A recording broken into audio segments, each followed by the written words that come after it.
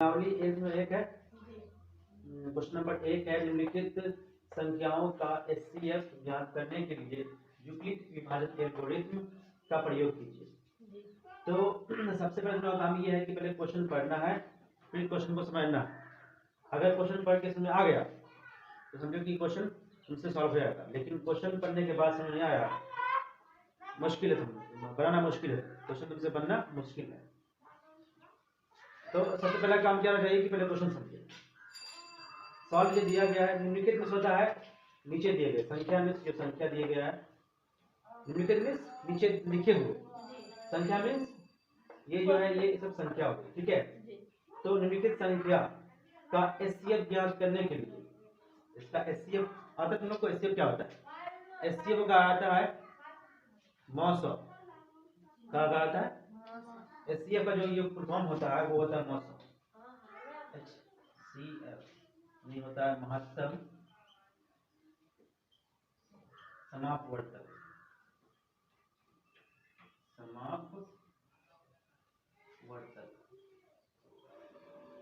ठीक। इसको short form में कहते हैं मौ और सौ, एचसीएफ। सुना क्या देवा करना है। तो क्वेश्चन दिया गया है, एक क्वेश्चन ये हो गया, एक क्वेश्चन ये हो गया और एक क्वेश्चन ये हो गया, 3 क्वेश्चन है। इसलिए इसमें लिख दिया है कि निम्नलिखित संख्याओं का एचसीएफ ज्ञात कीजिए, ठीक है। अब यहाँ पर फॉर्मूला दिया गया है कि यूक्लिड विभाजन एल्गोरिथम का प्रयोग कीजिए। आप अपने मन से मौसा निकालोगे। मौसा निकालने का 2 तरीका है, एक ये हो गया भाग विधि, एक होता है एलसीएम विधि। सुना आप? एक होता है भाग विधि और एक होता है एलसीएम विधि। भाग विधि तुम लोग आ गया और एलसीएम विधि भी तुम लोग को शायद याद ही होगा, एलसीएम विधि बनाते जो है, तो वो होता है एलसीएम विधि। तो वो जो एलसीएम विधि है उसको अलग विधि, उसको गुणनखंड विधि बोलते हैं। ये हुआ यूक्लिड विभाजन विधि, यूक्लिड विभाजन एल्गोरिथम विधि हो गया ये। और जो एचसीएफ बनाते हैं उसको कहते हैं गुणनखंड विधि, उसको बोलते हैं मौसा ज्ञात। निम्नलिखित का मौसा ज्ञात कीजिए गुणनखंड विधि से। यहाँ पर लिखा है निम्नलिखित का एचसीएफ ज्ञात कीजिए यूक्लिड विभाजन एल्गोरिथम का प्रयोग कीजिए, ठीक है। अब देखो उसमें क्या करना है कि इसमें 2 संख्या दी गई होती है, दी गई 2 संख्या, जो सबसे छोटी संख्या होती है उससे क्या करते हैं बड़ी संख्या को भगाते हैं। ये 135 है, ये 225 है, तो 135 से भाग लगाएंगे 225 को, यहाँ उतारे 135 और यहाँ उतारे 225। अब इसको भाग लगाएंगे, 135 के 12 में 222 नहीं आता है, ठीक है। तो इसलिए यहाँ पर हम 135 का 135 लिखे, क्योंकि 135 दूनी कितना हो जाएगा 270 हो जाएगा, इससे ज्यादा हो जाएगा, इससे ज्यादा हो जाएगा ना, तो इससे घटेगा नहीं। मेरा मतलब क्या होना चाहिए कि इसका भाड़ा पढ़ के इतना आना चाहिए, ठीक है। इसका 135 का भाड़ा पढ़ के इतना आना चाहिए, इतना तो नहीं आएगा, ठीक है। तो इतना आना चाहिए या फिर इतना से थोड़ा सा कम आना चाहिए, इतना से थोड़ा सा कम। तो 135 से 270 हो जाएगा, इसलिए मैंने यहाँ पे लिखा है 135 का 135। अब घटाएंगे इसको, यहाँ पे निशान देना माइनस का बहुत जरूरी है, ठीक। 5 घटा 5 में से 0, 3 घटा 12 में से 9 और 1 में से घटा 0। उसके बाद 90 यहाँ पर शेष बच चुका है, 135 के बारे में 90 नहीं आता, आता है नहीं आता है, तो क्या करेंगे 90 से भाग लाएंगे 135 को, ठीक। तो फिर 90 का बारे में आता है 135 नहीं आता है। अगर 90 के बारे में 135 आता है तो कट जाता है, लेकिन 90 के बारे में 135 नहीं आता है, तो 90 दूनी 180 हो जाएगा, यहाँ पे है 135 है ना, तो क्या करेंगे इसे थोड़ा कम लिखेंगे। 90 के बारे में आता है 90 का ही 90 घटेगा 135 में से कितना बचेगा, 0 घटा 5 में से 5, 9 घटा 12 में से 4 और 45 का 12 पढ़ेंगे, ठीक है, और 90 को भाग लगाएंगे।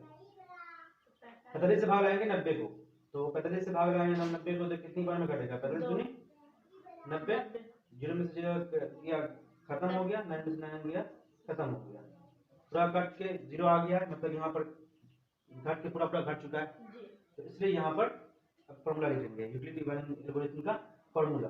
फॉर्मूला में क्या होता है, सूत्र होता है a बराबर बी क्यू प्लस आर, ये फॉर्मूला है। a बराबर बी क्यू प्लस आर क्या होता है, a बराबर बी क्यू प्लस आर मतलब होता है a मतलब हो गया भाज्य, बी क्यू मतलब हुआ भाजक गुने भागफल, b मतलब होता है भाजक और गुने भागफल, q मतलब होता है भागफल। भाजक और भागफल गुना करेंगे तो हो जाएगा बी क्यू, बीच में गुना का निशान छिपा है, मैंने यहाँ पर समझा दिया है, यहाँ पर गुना का निशान छिपा हुआ है।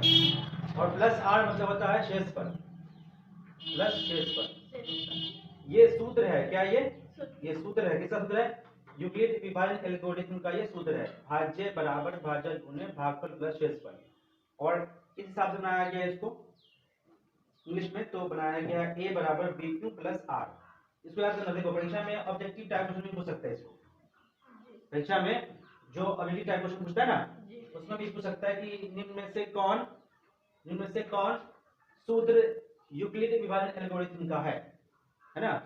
तो उसमें गलत भी जाएगा, सही भी रहेगा। तो हमको याद रखना चाहिए कि a बराबर बी क्यू प्लस आर ये फॉर्मूला है, यूक्लिड विभाजन एल्गोरिथम का फॉर्मूला है। तो याद रहेगा तो फटाफट कर दोगे, ठीक है। तो हम आगे बढ़ते हैं। यहाँ पर a जो है वो भाज्य है। a क्या है? भाज्य। तो ये 220 क्या हो गया? भाज्य हो गया। तो भाज्य लिखने बराबर लिख दिया। अब b क्या है? b जो है वो b को क्या बोलते हैं? भाजक बोलते हैं। 135 क्या है? भाजक है। ये बता दिए। फिर उसके बाद क्यों क्या है? भागफल है। तो भागफल 1 है तो गुणे 1 लिख दिए। फिर प्लस यहाँ उतार दिए। r क्या है? शेषफल है। शेषफल कितना है? 90 आए। शेष कितना है? 90। तो यहाँ पे 90 लिख दिए। अब दूसरे वाला में देखो। अब इस वाला में भाज्य कितना है? 135 है। 135 उतार दिया। भाजक कितना है? 90 है। 90 उतार दिया। फिर भागफल कितना है? 1 है तो यहाँ 1 उतार दिया। फिर शेषफल कितना है? 45 है तो उतार दिया। ठीक। फिर आगे देखो यहाँ पर कितना है? भाजक। ये भाज्य कितना है? 90 90 उतार दिए। भाजक कितना है? 45 तो 45 उतार दिए। फिर भागफल कितना है? तो 2 है तो 2 उतार दिए। फिर शेषफल कितना है? तो प्लस 0 है। ठीक है, 0 आ गया। समझो कि मेरा एचसीएफ प्राप्त हो गया। जिससे ये गुना हो गया 0 आया ना, वही हमारा एचसीएफ होगा। इसलिए एचसीएफ बराबर 45। इसलिए एचसीएफ बराबर 45। ये तरीके इस तरीके से निकालोगे तो जो ये तरीका है, देखो ये काम जो है, ये काम बहुत से लोग क्या करते हैं कि इसको रफ में कर देते हैं।